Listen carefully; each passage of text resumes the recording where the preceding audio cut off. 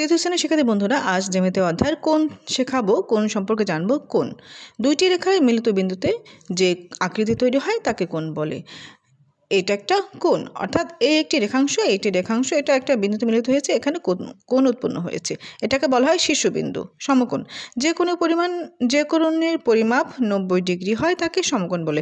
অর্থাৎ এই যে একটা কোণ এঁকেছি, একটা রেখাংশ উপর আরেকটি রেখাংশ দণ্ডায়মান হয়েছে, লম্ব এঁকেছি, এই যে কোণটা হলো 90 ডিগ্রি, এটা হলো সমকোণ। সরলকোণ দুইটি সমকোণ মিলে যে কোণ তৈরি হয় তাকে সরলকোণ বলে। অর্থাৎ যে কোণের পরিমাপ 180 ডিগ্রি তাকে সরলকোণ বলে। অর্থাৎ এই যে রেখাংশের উপর একটি কোণ উৎপন্ন হয়েছে 180 ডিগ্রি, এটা হলো সরলকোণ।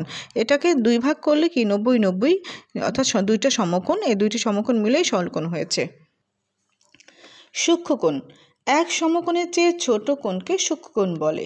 অর্থাৎ এক সমকোণ মানে কি 90 ডিগ্রি, আমরা বলতে পারি এক সমকোণ, অথবা 90 ডিগ্রি এর চেয়ে ছোট কোণকে সূক্ষ্মকোণ বলে। অর্থাৎ এই যে আমরা জানি 90 ডিগ্রি হলো এভাবে দণ্ডায়মান লম্ব দিতে হবে, তাহলে এটা কি এই কোণটা 90 ডিগ্রি থেকে ছোট, অর্থাৎ এক সমকোণ হচ্ছে ছোট, তাই এটা সূক্ষ্মকোণ। স্থূলকোণ এক সমকোণ বা 90 ডিগ্রি অপেক্ষা বড় কোণকে স্থূলকোণ বলে। অর্থাৎ আমরা জানি 90 ডিগ্রি লম্ব আঁকতে হয়, 90 ডিগ্রি থেকে এই কোণটা বড়, তাহলে এই কোণটা হলো স্থূলকোণ। ধন্যবাদ।